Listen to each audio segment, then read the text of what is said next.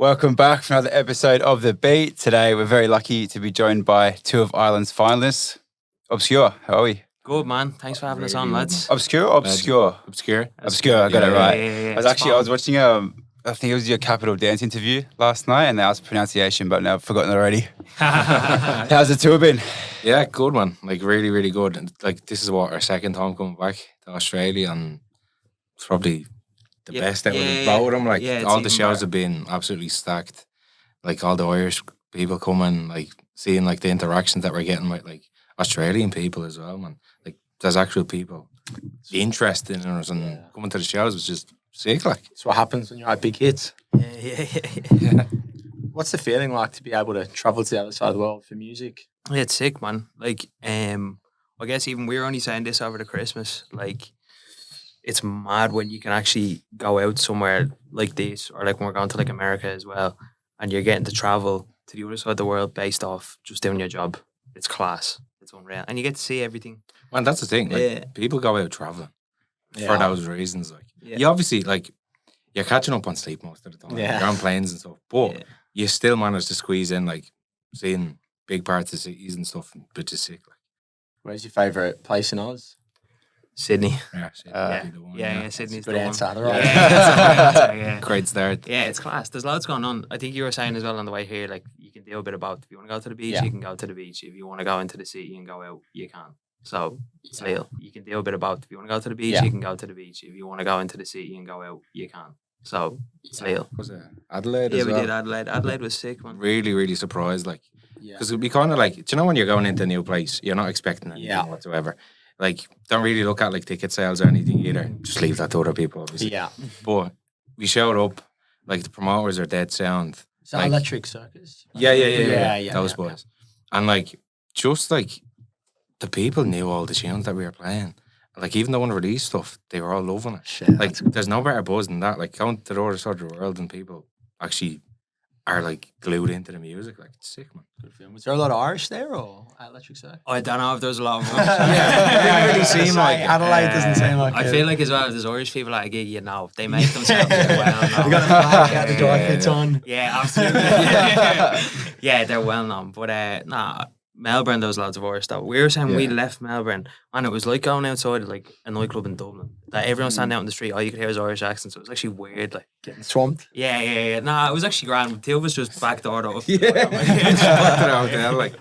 So we're just saying there's like the Irish really back their own. Do you feel, Jack, you suppose you definitely feel that when you're out here? Oh man, 100%. Like anywhere you really go in the world, like here, like anywhere in Europe, there's always Paddy's there. Yeah, there's always someone that knows you from back home, like which is crazy. Like, but it's obviously it seems to be kind of part of the culture. Like everyone just kind of follows each other. Like especially like if they see someone that's kind of doing okay in their own country, like, and if they're out here, they'll come and support you. Yeah, Irish people are really loyal. That's the one thing I say about them. Like they're so loyal. So if it doesn't matter where you are, they'll come out and they will be up the front. Especially because you remember we played in New York actually, and it was this really small club. And there was just one Irish lad up the front in his Ireland jersey, and I think he was actually on his own. Really? Shout out to that guy. Will you play Bayside? Will you play Bayside up the front? And I was like, we don't play it that much anymore. We're like, play for this fella.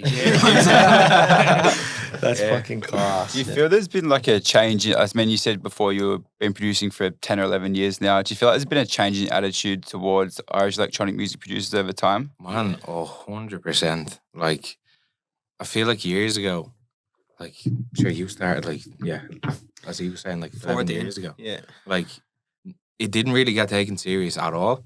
And, like, there was obviously people working at the time, but it was, like, you'd see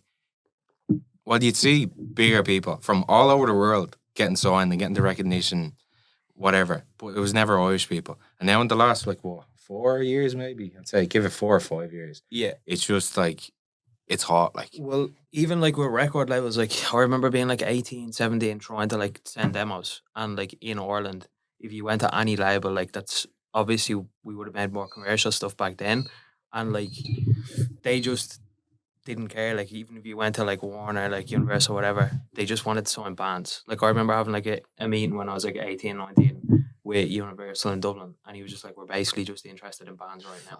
We're not interested in dance music.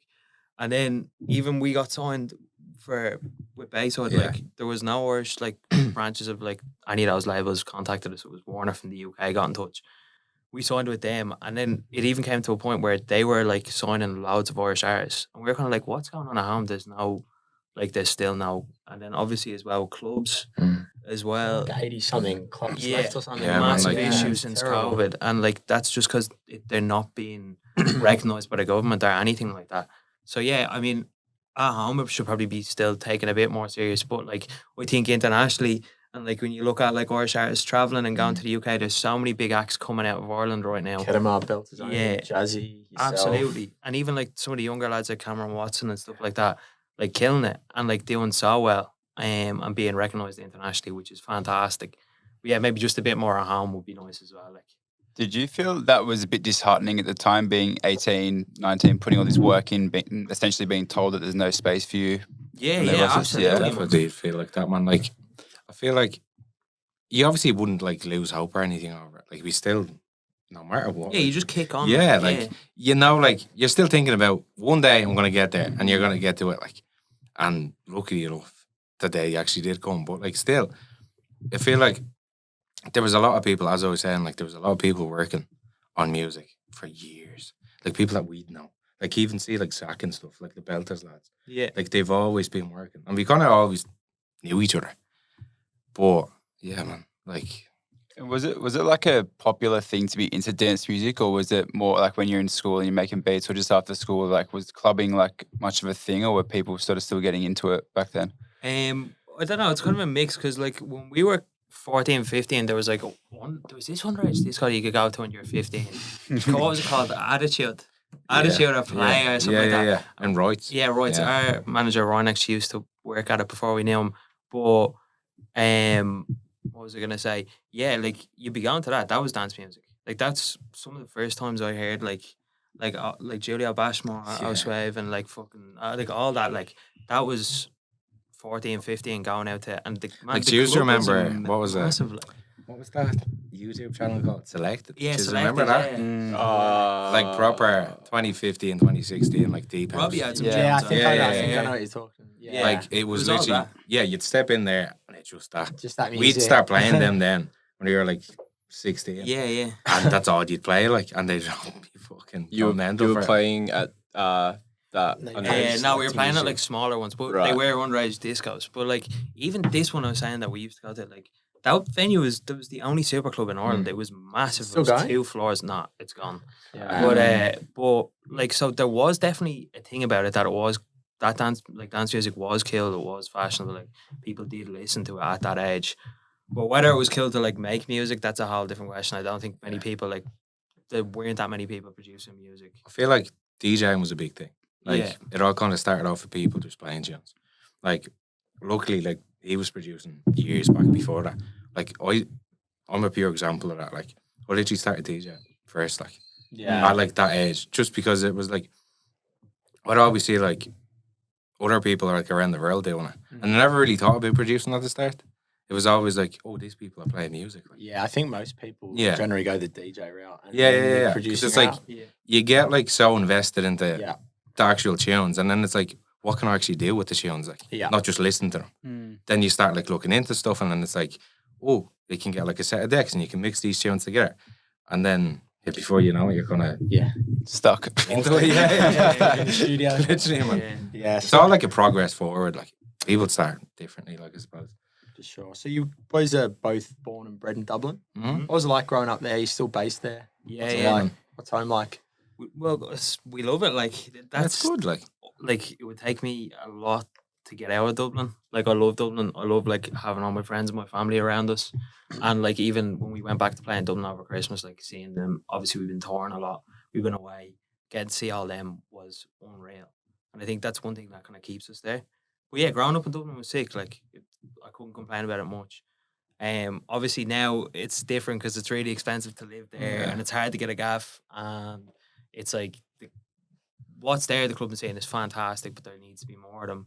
But I'd never slate Dublin. It's a great place to live. Yeah, it's a good place to grow up, to like shape the old character, I feel like. Very polite way of putting it. Because you see everything. Like you see like the good parts and the bad parts, and you know, like as you grow up, and then kind of, I suppose we turned out to be fairly good people. We turned out all right. Yeah. So in between shows, you are based out of Dublin? Yeah. Yeah, right. And then you went back home over New Year's. Was it 5,000 tickets you sold out in, was it 6 minutes? Yeah, something like that. How do you do that? Yeah, well, that's once again the Irish. That's it. Like, yeah. Did you think you were going to sell that out like that? I don't know. Yeah, like you obviously Not in 6 minutes. Yeah. Like announcing a show like that, working on a show like that, you're kind of like not like you're expecting, but you hope. That's the aim. Why go into a show if you don't think you can? Yeah. Like everyone around you, like our management and stuff, like the D8 lads are like, if they're offering something like that, you know there's some sort of buzz around that, you know? Yeah. But like when the day came, I remember to like sell tickets. You met up with our manager Ryan as well, and we were sitting in Costa just watching the website, and I was like, I hope this does well. Like, oh yeah, they'll sell, and they were all like looking at each other like, I hope they do. But then, yeah, man, like it was crazy. Like there was like 18,000 sign-ups all together. No, Jesus. Ended up being great. What was that? Oh, you go. Yeah, what was the lead up like to that show? In terms of like the lead up to playing it, it was sick. Like that's what it was actually just a really nice time in general because we were home for Christmas. Yeah. You know, like it was relaxed. We had like a week off, and then it started getting closer, and then my birthday was like 2 days before it, and we all went out for that, and like Mike and like Riley, a lot of our mates, came over, and we all went out for my birthday or whatever, and then kind of like the next day, then I was You led up to it. Like, yeah, and it was nice. So there wasn't too much stress. And then the next day you wake up and you're like, all right, this is the next day. Yeah. And that's then when it starts to set in. And you were actually, man, he was so calm and collected. One of his has to be. You didn't see what it was like in the house. I woke up that morning, I was shitting myself, man. It was so hard. Like, but then you kind of, the more you lead into it as the day goes on, you're obviously thinking about it, like, you know what's going to happen. So you kind of just prepare yourself. But by the time, man, me personally, I went in, like, locally as well, we kind of had people that we knew around us as well. Like, I was only thinking there before, like, we started talking about it.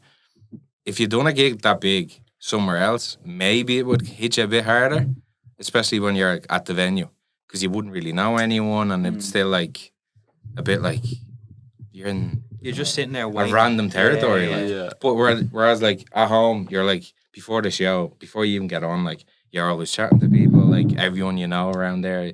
Like if you feel like a bit anxious or whatever, you'd go to someone and like you just forget about it, and then you just play one when I just play like. What was the feeling like selling out like quick? Did you just have a big celebration? It was a bit surreal, to be honest. I don't think we did. Did we? No, we didn't. Man, we probably went there for a coffee. It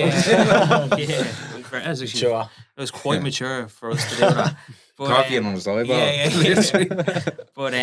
But like even, I think the celebration was that night. You know that way, like when we actually played.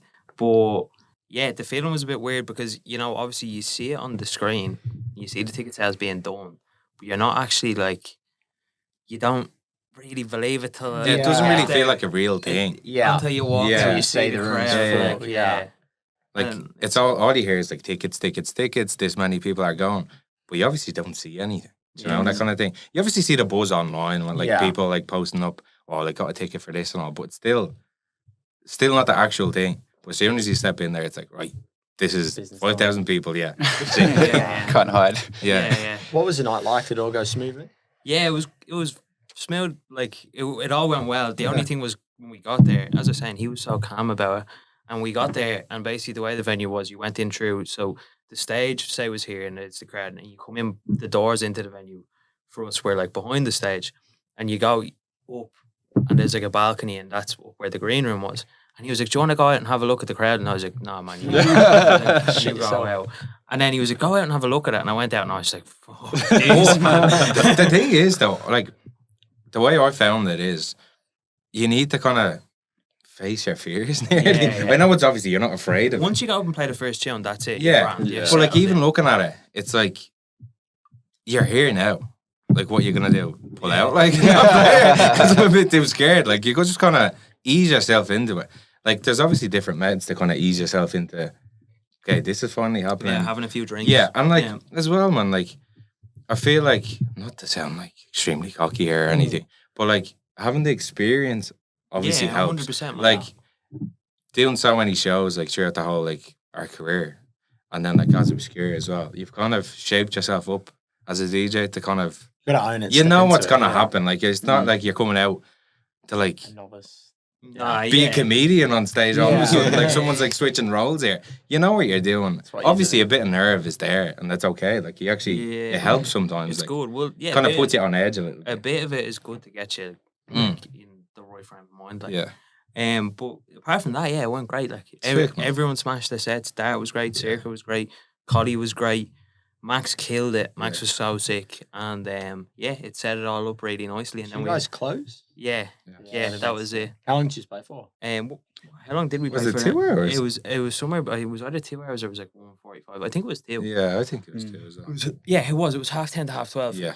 And we closed it out, and then rang in the New Year as well. Rang in the New Year. Oh yeah. What tune did you play? No, it was that finally, John. Yeah, the Leo Bushwhacker. Yeah. And it was finally, but it's the one that goes din, man, my brains actually, what is it? My brains actually just haven't. Like I can see the artwork in my head, but I don't know. We did the hamster running on the wheel. Man, I'm telling you, this is just jet lag catching up on us. We'll blame that. Get a good reaction. Oh man, it was crazy. Like as well, like it was one of those tunes that wasn't as obvious. Yeah, but not the typical classic. Yeah. But everyone still knew it. Do you know it's one of those? I can't even find it because there's no signal. Show us off though. Yeah. How hands on were you with the show as well? Like, were you guys involved in what the production looked like and stuff, or you just sit back and sort of just come and play the set? Sorry? With the show, like how involved were you in terms of the production and things like that? Oh yeah, well I mean, to be building fair, the show, I suppose. Like the District 8 team absolutely killed it. Fernando and Martin, they smashed all the setup. Obviously, like we would have had input. We would have spoken to Ryan, our manager, who works with them as well, and we would have like spoken about certain things that we'd like to do and ideas we had. But they, like, you got to give them credit. Like they killed it. Everything was unbelievable. The sound in the venue was great. The setup, the lighting, the big screen that they had was fantastic. Like it was all top tier. Like they even had a few of the party popper yolks for when the went off. Yeah. You bought champagne as well, man. Yeah. You're splashing people standing on stage. Man, I'm still not living that down. Like. So taking it back a step, you guys previously were solo acts, is that correct? Before you became a duo? Yeah. At what point of your career did you sort of say, well, hang on a minute, let's sort of join forces and do something here? Well, we're always mates since we were 14, 15, and we used to play. So there was this place in Dublin called Buck Whitey's, right? And it was this like nightclub that they did these like underage discos at, and we were in the second room, and it was like it was a fish tank. Fish tank in the corner. There was like this little booth in the corner, and it had like a fish tank, and like I'm pretty sure the fish were dead in the fish tank.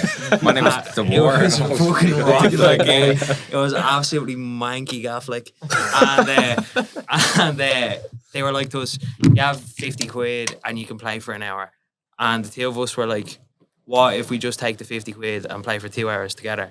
And then we just became really good mates, and we were both doing our own thing. And I think about we were 19, 20, we were both in the same college, and we both wanted to do the same thing. We both had the same interest in music all our lives. Like we were just like, this just makes so much sense to give this a go, and then it went from there. Like because before that, when you were like obviously younger, those gigs were a bit more like commercial, like just a bit more like cheesy stuff.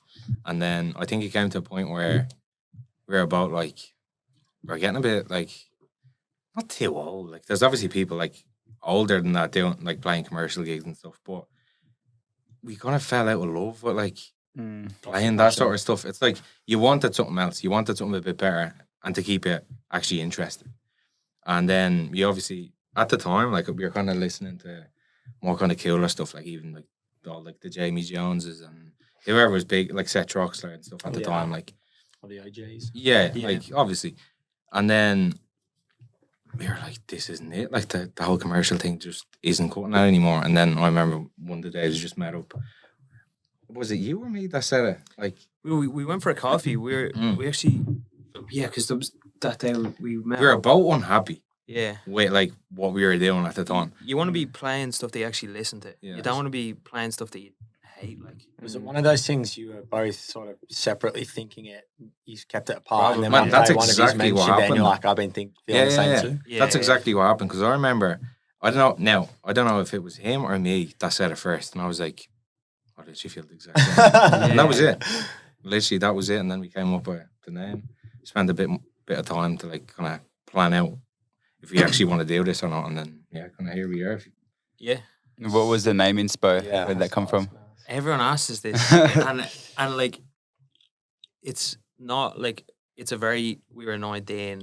Like everyone's like, oh, the two lots in the U, and it's spelled like a German way and all. It's like we just put it into Google Translate because we thought it looked cool. Like, it's fucking work. But the whole thing behind the word obscure was just that we just wanted to do something different. That's what it was like. Yeah. What it says on the tin. Yeah, Exactly. Perfect. If you get it, you get it. Yeah. So it was relatively early into you guys being a duo that you produced Bayside.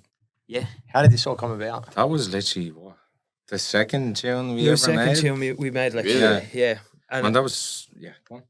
Yeah, all right. Take it from there, kid. Nah, the whole thing was mad though. Like, it was a tune that we never expected to like blow up or anything, especially that early on, man. Like, literally, second or third time getting into the studio together, you're not expecting to be making a tune that will blow up. Like, yeah. I think it's 100 million total streams it's surpassed online. Yeah. crazy It's stuff. fucking man. insane. Yeah. That is. And I feel like, as well, it's a good, like, you'll never forget that tune. And you'll never forget, like, the kind of memories we have of making that and, like, the whole kind of journey up to it. Because, like, I remember, what was it? We were getting shitty little press pics done that day. Like, and then we went back to his house, like, and just sat in the studio, and then it came out. Like, that was literally what happened. Like. Yeah, like we were out it was so simple. Like we were out in Bray, which is like a seaside town in Dublin. We were getting our pictures done, and we went through Bayside. Did we on the way out or on the way back on the dart on the or train, something? yeah. And you knew someone that lived there. I don't even know why we called it that. Like it was just like, Do you know what? We were on the train just saying Bayside. Oh, there's Bayside. Yeah. And I tried to like laugh about it or not, because I've never like heard a place called. you knew someone that That or lived something. there, and Yeah, that's yeah, what it James was. used to live James there, used to yeah, live yeah. there. And Shout out, James. yeah, Yeah. Big up. yeah, The big up Flico Flico, fella, yeah. But yeah, and that was it. But it was like a proper nice day. I remember like my studio was in an attic, and we were sitting up there and we had the windows open, and we made that tune, and it was Got pizza or something. yeah, Just we got chilled out, pizza didn't and think just of it. chilled out and didn't think of it, and we put it up through. What is that thing called? Just shook it. Distro Kid. Yeah, my brain's fried. Man. The jet lag, eh? Yeah, man. I am, but yeah, and we put it up through Distro Kid and thought nothing else of it, and it did really well in Dublin, but that was it. It didn't really do well anywhere else. We ended up getting like, what was it, 100K? 100K, And we thought like, and that's at the time. That's That's class. We've been happy. like, yeah. No, 100K. and that was grand, but it didn't travel outside of Ireland really. And then it just got used on a meme on TikTok, and that was it. Like it just blew up. And then you've got like all these labels coming to you saying, "Oh, blah, do you want to sign it?" And we were just like, "Yeah, happy days." yeah. What label did it end up on? FFR, FFR, yeah. which is an imprint on Parlophone, which is Warner in the UK. And it's Pete Tong's old label. He's not at it anymore, but he founded it. Gotcha. And so how did that change your career? Because it obviously blew you guys up. I think a lot of people probably first knew you from that tune back in the day, and obviously now your recent stuff is just absolutely popping It again. was a weird time. Yeah, though, it was a wasn't very weird time Like, because it was COVID. Like it was Yeah. lockdown. We had Man, no shows from literally. it. Nothing. Like True. yeah, True. like it was strange. Like even like when you have that tune, and then like people are like, "Well, you don't." Look, we didn't have a booking agent at the time, and people are like, "Oh, you don't have a booking agent? Like, let me put you in contact with this person, this person." Then all of a sudden, you have a booking agent, and we were with Dave Blackgrove from Wasserman, who's an absolute legend. He's a gent of a guy, and like he does like he does like Fisher, Don Fisher, Dollar, and yeah, everything yeah. like, which was so surreal because we're like 20 at the time. Mm-hmm. But then you've got nowhere to tour because it's COVID and everything's locked down, and like your tunes on like B list on BBC Radio, and it's getting played like every couple hours all day, but you're not playing any shows from it. Like, Were you working then, or were you full-time music? we were working up until then, and then we quit our jobs. What were you doing for work? Everyone needs to hear this I one. worked in Krispy Kreme. The first. I thought it was gonna be something. I thought it was something illegal or something. I always get stripper. Yeah. But it was the first ever Krispy Kreme in Ireland, and I worked in it. And all my mates used to just slag me over all the time. They got free donuts, Yeah, man. Our manager, before he managed us, he used to pull up in the drive, and I just knew him. We were trying to get gigs off him at the time. Yeah. And I was like 18. So you got free donuts. Yeah, he got so many free donuts. He used to rip through the drive-through in his car. He had this black Beamer. He'd come up.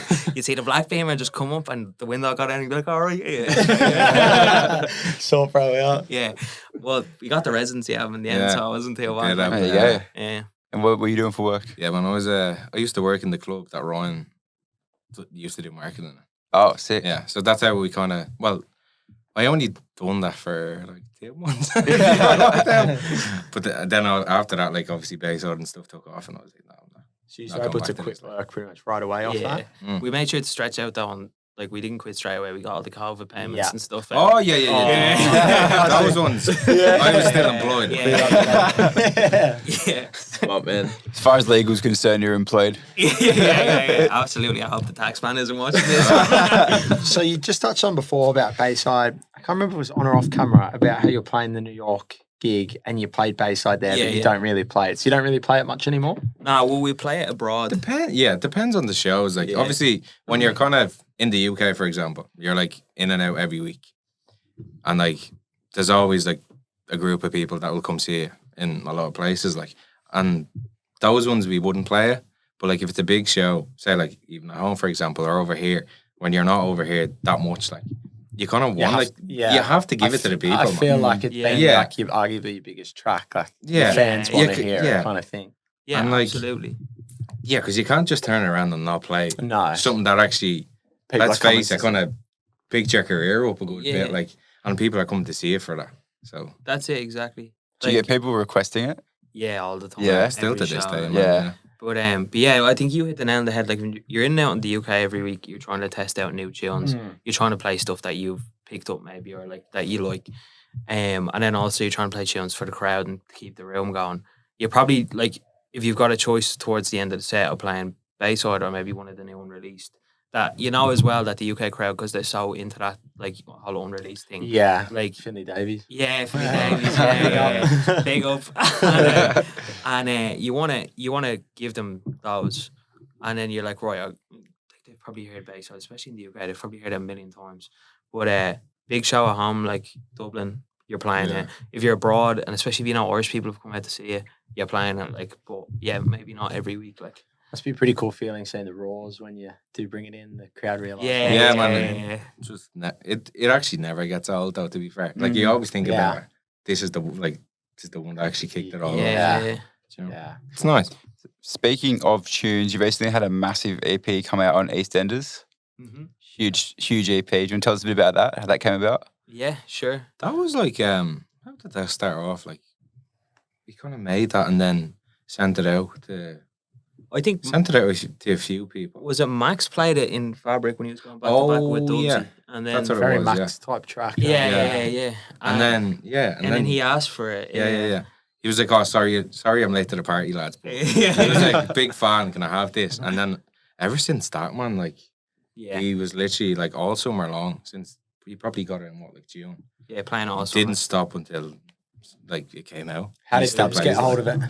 That was through Max. Through Max. Oh, through Max gave it to me. Yeah, gotcha. What was that feeling like getting to release on EastEnders? Yeah, unbelievable, because it's something we've always wanted to do, and it's a label we've been fans of the label, and we've been fans of EastEnders for so long.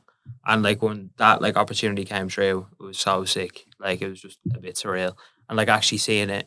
Whatever about like when it's signed, when you actually see it up on Spotify, and as we were chatting before, over 1 million or like streams already. Even the artwork that they do, like you've always been looking at email. Yeah. It's like, oh, this is sick. Like, yeah. So you also, it's a big year for the tunes last year. You also made I've Arrived, which is, again, it's kind of brought you to the spotlight. How did this all come about, making that tune? We had that tune around for a while. Since like November. Yeah. So when did that come out? June. So that was around since November before then. November 2023. Yeah. I remember seeing the videos like getting played for ages everywhere. I Yeah, thought it was around gonna be for a like another year wait, but then I saw it came out. I was like, oh, sweet. Yeah. Now we were like, we need to get that out. Right now. Like we need to. There's go a with few this. versions of it as well. Do Yeah, you remember there's like so many versions. we played like an early version in Hidden in Manchester? Yeah, Like in December 23. Like we've had a few versions of it. There was like originally we just played instrumental, and then we had like one where there was just like a tiny little like vocal sample on it, and you just say like give it to me, or something like that, and then in January, we were still kind of working on the record, just trying to get it like fitting in the right like space, I guess, and like nitpicking as you were saying earlier, just like going at it, and then our publisher came through and was like, "Oh, this is a great track. Like, do you want to see if we can get a vocal on it?" And we were like, "Yeah, 100%." So then he put us in touch with Tamika. She smashed it. The track was wrapped in. Is she like, 2 Irish? weeks. Yeah. And which was pretty. That's a kill touch. All Irish. Yeah. It's a kill touch. And and then we put it up on TikTok, and then Stuzzy texted us saying, "Can I get this?" He was like, "Can I get the instrumental off this?" We're like, "Yeah," and then it just blew up. Like he just as soon as he started playing that, As soon as Stussy gets his hands on something. like it was everywhere. Was that tune the sort of the change from the bit more commercially house like to a more underground sound? Yeah. Was that the sort of catalyst, do you think? Definitely was. Like obviously before that tune though, there was a few months before we started making that sort of stuff. Like we started digging a bit deeper into like synths and kind of like the more kind of like emotional darks. It's kind of just a different sound, really. Yeah. Because we were digging that at the time. I kind of, as we said, like even at the start, like the whole like DJing thing, you find things that interest you. Yeah. And then like you see how you can work it yourself and kind of progress further on, because you always need to do something else, like. And yeah, that's what kind of happened there. Like we were making tunes like before I've arrived. There was still a few tunes that were in that kind of lane, but obviously I've arrived was the one that kind of took off. Like because it's such like a uniquely special tune. Like I've not like genuinely not heard anything that sounds like it. Oh, sound mate. Yeah, it's fucking unreal. Did you find that the bookings that you were getting changed in terms of like the parties you were playing at from that tune? Yeah, so 100%. But like, yeah, I guess like what happened was we actually also at the time that I've Arrived came out, we also just happened to move agents to Mike at Prime Culture. Yeah, who it just fit perfect because obviously, well, he was doing as well. So it was a funny one because he was like, so Disorder, the record label that came out on, he was also doing like a little bit of like, I don't know if you call it like A&R or like, but anyway, he's like looking for tunes to sign. Anyway, and David Dollymore is the main A&R there. He's an absolute gent. He's such a good guy. He's great at his job. And I think Mike helps him kind of find different tracks that he wants to sign and kind of what's like popping around unreleased. And Mike was at a party, and who played it? Was it Alicia played it? I think. I'm not sure. I can't remember the story. But anyway, he heard someone play it at one of his parties that he was running. And he was like, what is this track? I need to get this signed. And then he spoke to Ryan about us, and he was like, oh, that's theirs, blah, blah, blah. So it's signed to the label he was working at, and he signed us as artists. And from there, he was just getting us onto all the parties we wanted to be playing at, which was perfect. And it kind of just fell together. Yeah, everything just kind of shifted from that point on. Like tune that big, how can it not? Yeah. Didn't really expect much of it though as well, man. Like this one, we did not expect a thing one bit. Like it was just like, it obviously sounds good, but you with tunes, like you never expect people to like them. Like you hope so, obviously. Well, the same thing with Shell was like, you hope people like it, but it's never like, oh, this is gonna be. Pray for the best, prepare for the worst. Yeah, exactly. It's good to stay kind of humble about, I suppose. Like you make one and then you move on to the next, and you're never really thinking about this is the one. Like this is because when you start relying on tunes, man, that's it. Like it's not gonna happen. So we didn't really expect much of it. So was the full tune sent across to Tamika and then she sort of worked with it? Is that how the process was? Yeah. She recorded. So we sent her over the instrumental. She just recorded on it, sent the stems back. And then we just like hopped in the studio, arranged them around, and kind of like got them sitting where we wanted them to be, and then sent it back to her. And she was like, yeah, this is sick. And then we're like, right, happy days, let's get this up.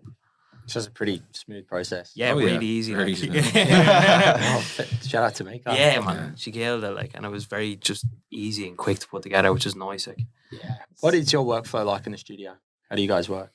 So most of the time, like kind of on the day to day, like we just like come up with ideas ourselves, like separately in our own studios, like, and then kind of maybe.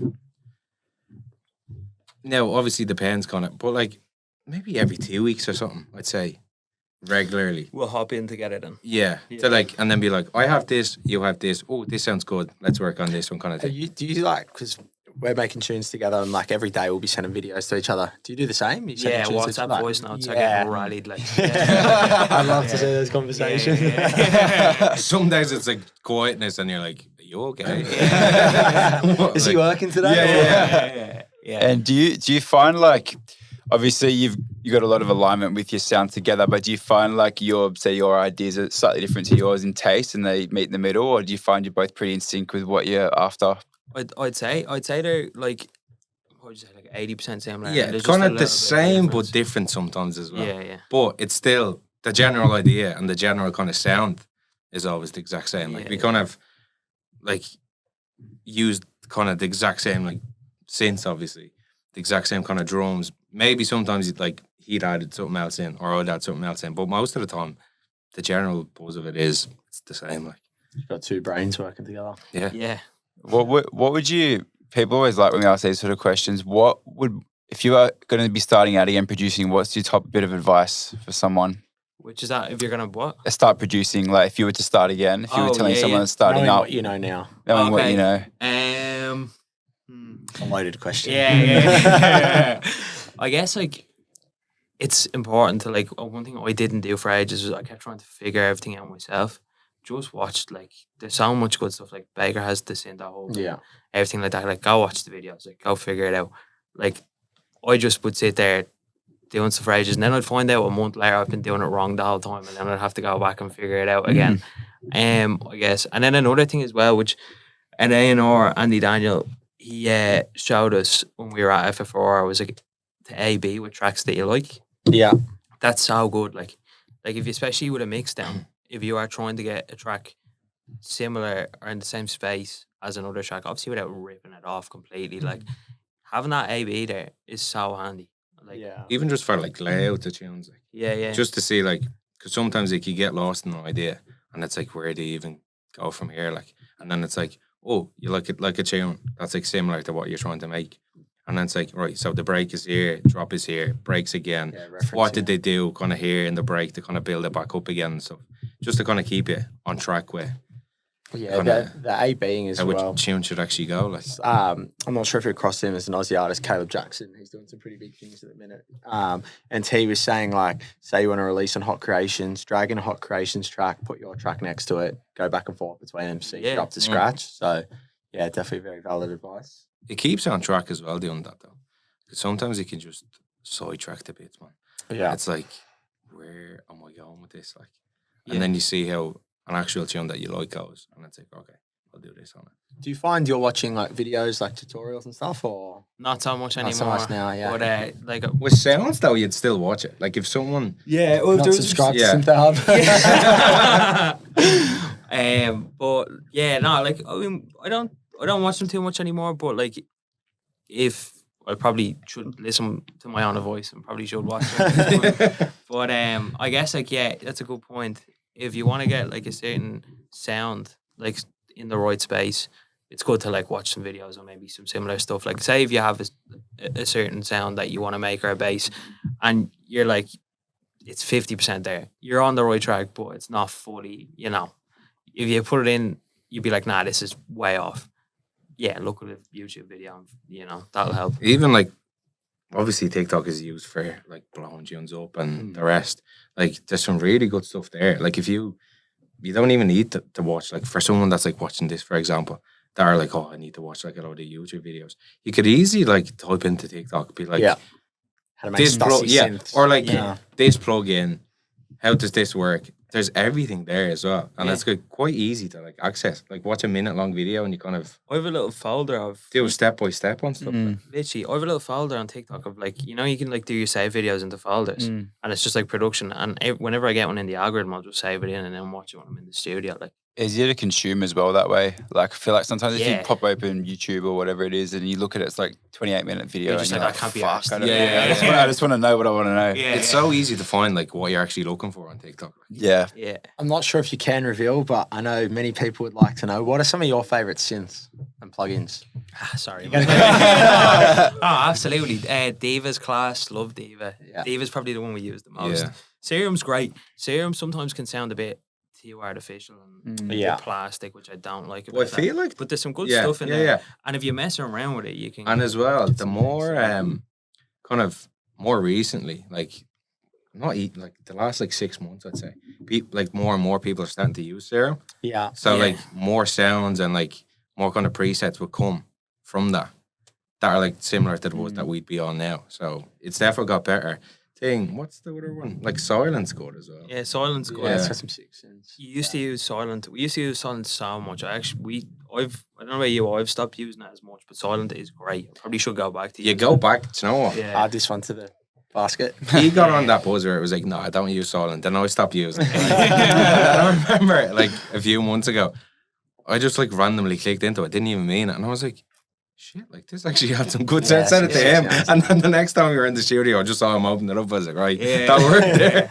Back to silence. I feel like Serum's quite good for learning in particular because it's very visual. Oh, with yeah. the Yeah, envelopes. you can see all like, Yeah, before 100%. taking that to like a diva or something where you just got to use your ear more so. That's actually a very good point, man. Yeah. So you can see the wavetables and everything. Yeah, I feel like when I first started producing, that helped me so much, like being able to actually see the envelopes. Like if Yeah. I just cracked open a diva or a silent something off the bat, I'd probably get a bit frustrated with it because I'm kind of like, what am I doing? just a load of like little knobs. Like, Yeah, what do you yeah, do with it? yeah. yeah. We're actually in the shop today at Store DJ. It's like they've got all heaps of equipment and they've just got like the whole room's just full of synths and we're just fucking around and there's so much to learn out there Kid as in a well. candy store. Yeah. That's the coolest part though about those shops, man. I wish we had more of those at home. Like, Yeah. you just walk in and just be there for hours. Yeah, I Like, know. If I was a millionaire, Yeah, Big man. hit. all my time would be there. So you guys had a recent USA tour. Was it November? Mhm. It's your second time there. Yeah. What's it like playing in the States?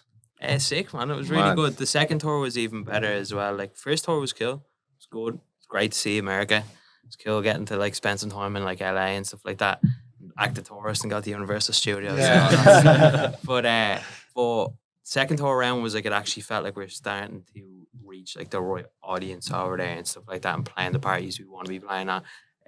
Like don't get me wrong, there was loads on the first tour as well that we wanted to play, but the second one just felt more put together and solid. You know that way? Yeah. And like even that show in New York, and like that was so sick. And like we played Sound in LA, like we heard loads about Sound. Like Max had played over there, and we were like watching all the videos from that, and like getting to actually go there and play Sound. Like checking stuff off your list that you want to do. That was really cool. Yeah, I was just thinking, like, as you were speaking then, it feels like a lot of the artists in your sound in, I suppose, like the UK house kind of sound are starting to pop off over in America. Typically, it's more like EDM, and I feel like it flew into more like John Summit kind of tech house, and now it seems like more artists like Max, Luke, Alicia, yourselves are getting over there. Yeah, man. 100%. They're definitely catching up. Like, obviously, there was places, like, obviously the likes of Space and stuff, they've always been into that, and that's okay. But seeing, like, other places in America kind of catch on to that, and, like, same with, like, see the first tour that we went on, it was still kind of, still rough enough. Yeah. But then the second time we came back, which is only, like, months later, like, you could see, like, the connection was so much bigger. Like, people are actually starting to get more and more into it, which they is new tunes, savage, like, yeah.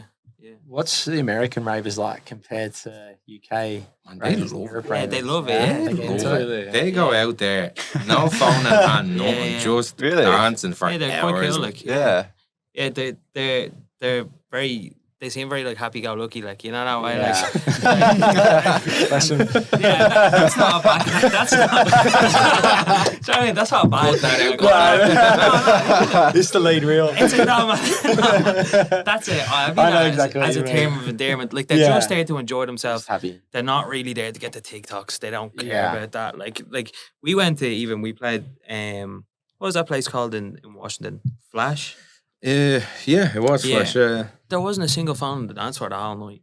They That's were what you just want. enjoying That was it. They mad. were loving it. Like. That one was actually one of the best shows of the tour. Yeah. Like, we showed up, didn't know anything about like ticket sales or anything. Once again, Just going in blind. showed up and we were kind of about like, city's real quiet. Don't know how this is gonna go. Yeah. Walked into the club, man, place is packed.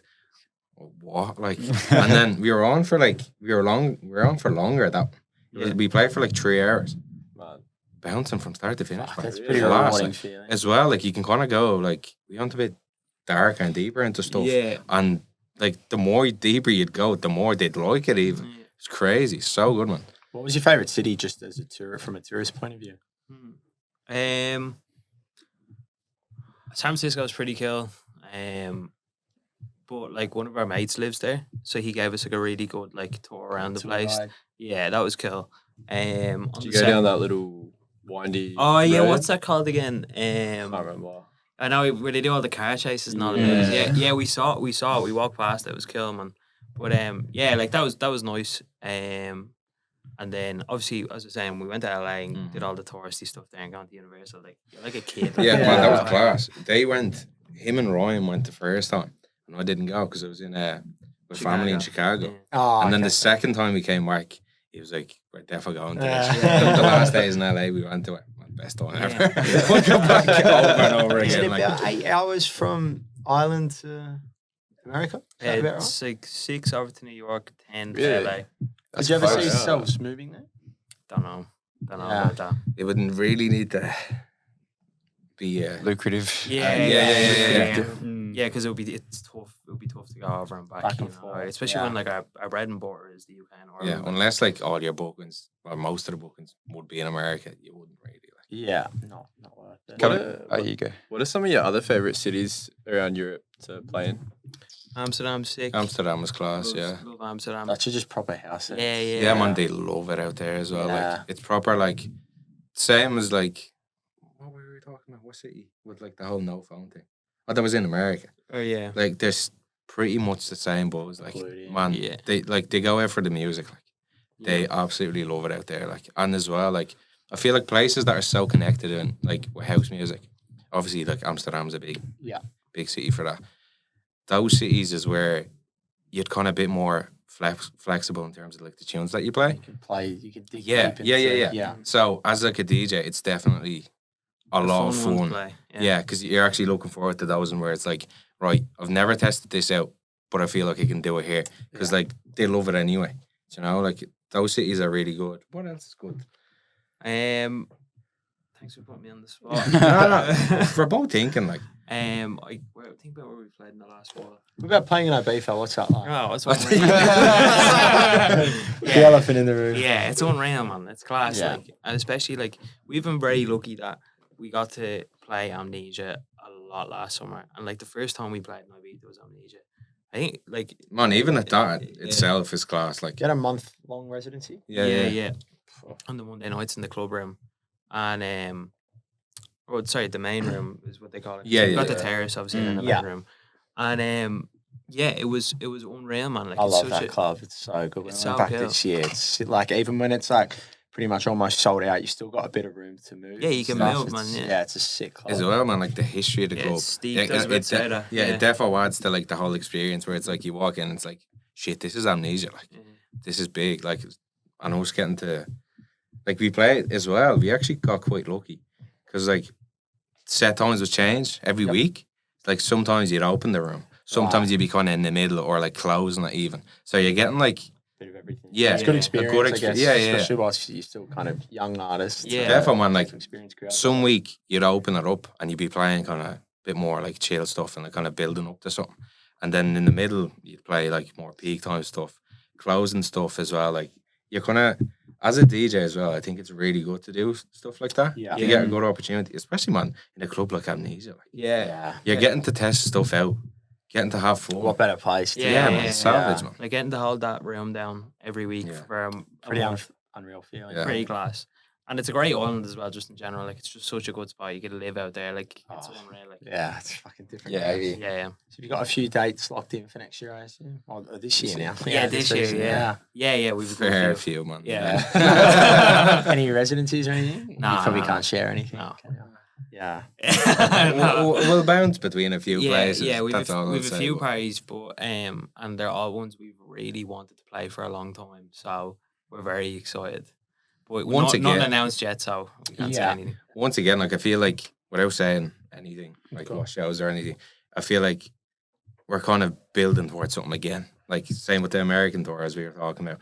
Like the next time you come around, you're doing better shows. You're doing like it's kind of more like it's progressing towards something. So I feel like last year, obviously doing amnesia residency was sick, but this year with like the bookings that are there so far, it's kind of like you're progressing to something else. Which it's class, man. Like feels good. Like. Is the aim sort of every year, like as artists, like say do an Australia tour every year, an American tour every year, season Ibiza? Is that sort of how your goals work? And like That's bigger it, and yeah. better each time, Yeah. bigger shows. It's just the shows get kind of better and bigger. Yeah. Touch wood.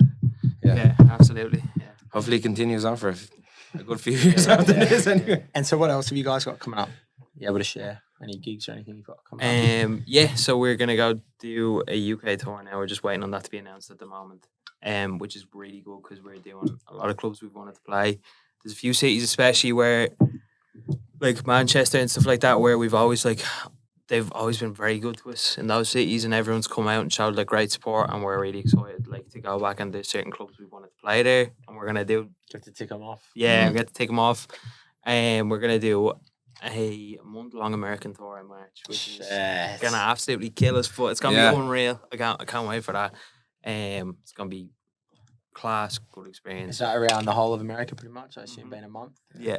Fucking hell, that's a lot. Unreal. Mad, man. Yeah, it's a very long tour, but yeah, that's what we're saying. It's gonna be unreal, and we're so excited for it. But I know it's gonna write us off as well, like What have In the you best learned? way. in a good way. Yeah. Like, what have you learned? Have you learned much along? I'm sure you have. From like, I imagine when you're first starting off, you just go mad every night you're out. Like, Yep. have you sort of changed that way? Like, where now you take it a bit easy, pick your battles. Yeah, we're Is trying that to. how it Yeah. works. Yeah, America's probably not an easy place to do that, No. though, is it?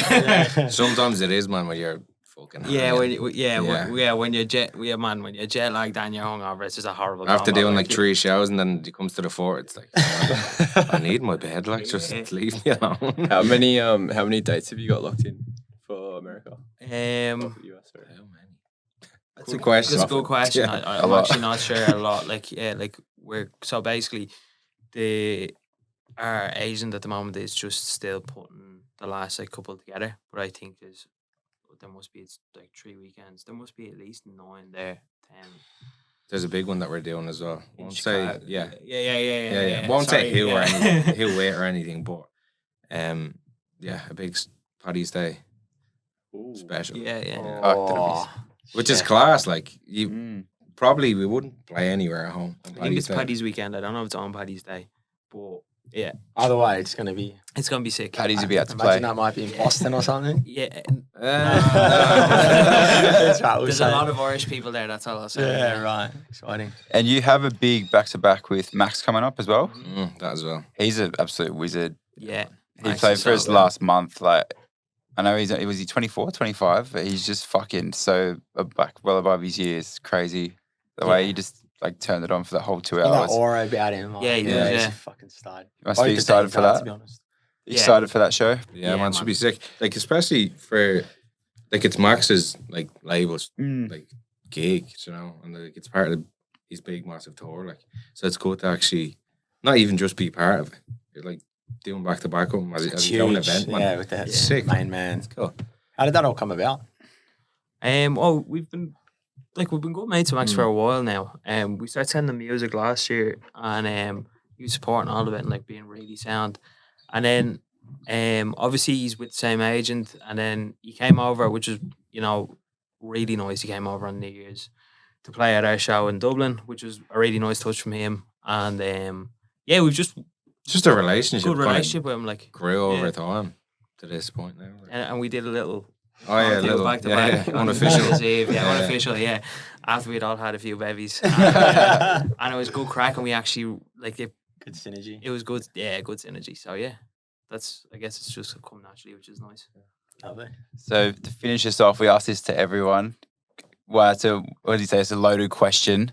Where do you see yourself in 5 years? Where do you see OBSKÜR in 5 years? Where do we see that? Like, I guess we'd like to have our own party, our own Yeah. record label. defo. Any bucket list festivals, Yeah, I think places you want to play? we'd love to play. What are you gonna say? 'Cause We'd love- you were defo thinking the exact same Yeah, thing. we'd love to play Circle Loco on DC Yeah, 10. there we go. Yeah, that's the one. I'd love to even dip into what's the few festivals that you guys have here. Like Pitch. Yeah, Yeah. They're a little bit more techno ravey focused Yeah, now, yeah. but they definitely do have house Yeah, acts. Lost But yeah, Paradise. I remember Valley. seeing it last year. Like I remember seeing what was it, Lost Paradise, I think. I Yeah. was like, this looks class. Aussie Duffs go Yeah. fucking Yeah. hard. Yeah, Harbour Life would probably be another one. It's where Stussy played this year. It's right Yeah, I down on saw the that. harbour. Yeah. I feel like you guys would fucking tear that joint up. Yeah, that would be sick. Yeah, I have to get Mike to. Yeah, Yeah. yeah, get on. Play it up. Well, he had Doctors Only on, so Yeah, 100%. Thank you so much for joining us. It's been a pleasure to have you on. Yeah, and I'm boys, sure thanks we'll be for seeing you having me. next time you're out here. Pleasure. Yeah, thanks, lads.